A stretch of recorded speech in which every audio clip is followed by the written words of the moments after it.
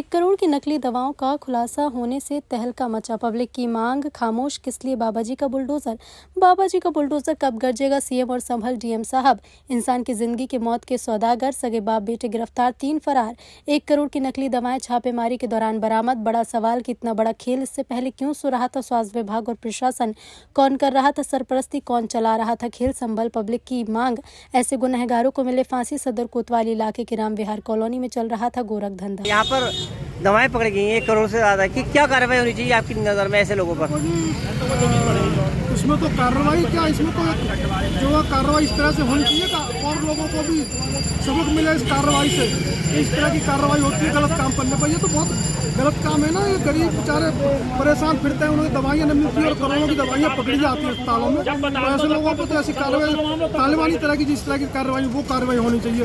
और जो भी है जितना मतलब सख्त से सख्त कार्रवाई हो, जो कि और भी कोई इस तरह की काम करने का साहस न करे कल। लगातार ये धंधा चल रहा था, क्या कहना है इस बारे में, क्या कार्रवाई होनी चाहिए? सर जो धंधा चल रहा था वो तो ठीक है, लेकिन जो है वो तो गलत ही है। हर छोटी छोटी चीज़ पे लेकर के बाबा का बुलडोज़र चल रहा है। अब ये 1 करोड़ से ज़्यादा की जो दवाइयाँ पकड़ी गई हैं, इसे लेकर के बाबा का बुलडोज़र है कहाँ पर? क्या प्रावधान है, मतलब क्या और होना चाहिए? 2 गिरफ्तार किए गए हैं इसमें अभी। सर जो भी है इन चीज़ों को जो जनता को नुकसान है, जो गरीब लोग जो नकली दवाइयाँ जो ले रहे हैं, 35 रुपये के मार्केट पे 400-500 रुपये की दवाइयाँ बिक रही हैं, उन पर सख्त से सख्त कानूनी कार्रवाई हो और ये गोरख धंधा बंद किया जाए। Thank you sir. नकली पकड़े, क्या कहना है इस बारे में, क्या कार्रवाई हो? इसमें जो दवाएं नकली पकड़ी गई हैं, इनमें सख्त से सख्त और जल्द से जल्द लोगों के खिलाफ सख्त कार्रवाई की जाए। क्योंकि ये दवा गरीब आदमी अपनी कैसे करके दवा लेता है कि साहब मुझे इससे उपचार कराता है कि मुझे इससे आराम मिलेगा, और वो दवा उसे आराम को जाए उसकी सेहत के साथ खिलवाड़ हो रहा है और ये दवा उसे जहर बनकर लग रही है। इसकी लापरवाही मानना है, इतना बड़ा 1 करोड़ के ज़्यादा मिली है ना। इसमें लापरवाही तो देखो कुछ जिन लोगों को पता होगा उनकी ही लापरवाही है, लेकिन ऐसा अभी कुछ आया नहीं है कि किन लोगों का इसमें है। बहरहाल जो भी इसमें मिले हुए हैं, अपने प्रशासन अपने स्तर से देखे, जो भी हैं उन लोगों के खिलाफ सख्त से सख्त कार्रवाई करें। यहाँ पर दवाएं पकड़ी गई 1 करोड़ से ज़्यादा की क्या कार्रवाई होनी चाहिए आपकी नज़र में ऐसे लोगों पर? इसमें तो कार्रवाई क्या, इसमें तो जो कार्रवाई इस तरह से होनी चाहिए और लोगों को भी सबक मिले इस कार्रवाई से। इस तरह की कार्रवाई होती है गलत काम करने पर, ये तो बहुत गलत काम है ना। ये गरीब बेचारे परेशान फिरते हैं, उन्हें दवाइयाँ नहीं मिलती और करोड़ों की दवाइयाँ पकड़ी जाती है अस्पतालों में। तो ऐसे लोगों पर तो ऐसी कार्रवाई तालिबानी तरह की जिस तरह की कार्रवाई वो कार्रवाई होनी चाहिए। और जो भी है जितना मतलब सख्त से सख्त कार्रवाई हो, जो कि और भी कोई इस तरह की काम करने का साहस न करे कल। पकड़ी गई हैं, 2 लोग गिरफ्तार हैं, 3 फरार हैं। ऐसे लोगों पर क्या कार्रवाई होनी चाहिए, क्या जानते हैं? ऐसे लोगों पर रासू का लगा कर जेल भेजना चाहिए और उसको सख्त से सख्त सजा, फांसी की सजा दी जानी चाहिए। आजीवन कार्यवास होना चाहिए। लोगों की जान से खिलवाड़ कर रहे हैं, ऐसे लोगों को किसी हाल में बख्शा नहीं जाना चाहिए। क्या नाम है आपका, क्या पद है? मेरा नाम प्रदीप सिरसवाल है। और क्या चाहते हैं सर? मैं ये चाहूँगा कि उन्हें सख्त से सख्त सजा मिले। अभी जैसे ये नकली दवाएं पकड़ी गई हैं, क्या कहना है इस बारे में? इनके लिए फांसी होनी चाहिए इन लोगों के लिए। क्यों?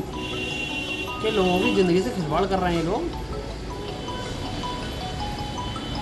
जी इन लोगों पर केस होना चाहिए और इन्हें फांसी की सज़ा होनी चाहिए। ये लोगों की ज़िंदगी से खिलवाड़ करते हैं। अब पब्लिक जो इनके ऊपर विश्वास करती है और ये लोग जो पब्लिक की ज़िंदगी से खिलवाड़ कर रहे हैं। मेरा नाम मुस्लिम गयूर है और मैं एज ए सोशल वर्क भी काम करता हूँ। एज ए HR कंसल्टेंट मैं सिद्ध मल्टी स्पेशलिटी हॉस्पिटल से भी जुड़ा हुआ था। सर अभी जिस तरह से एक बड़ा यहाँ पर गोरख धंधा निकला, 1 करोड़ की दवाएं पकड़ी गई हैं, इस बीच क्या कार्रवाई होनी चाहिए, कैसा?